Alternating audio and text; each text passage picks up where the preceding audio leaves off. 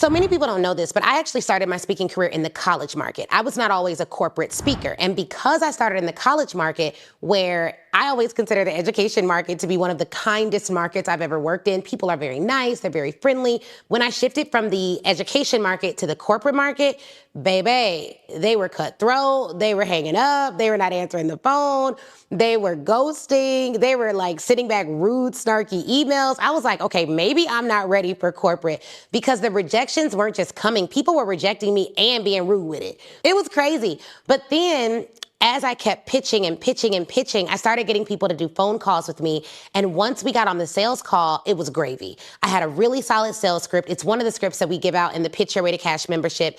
And I realized that the better I got at presenting my offer, the less the rejections came. And so it taught me that, yeah, I'm scared of this, or I don't like the way it feels to be rejected, but I am ready for corporate. I can go from the education market to the corporate market.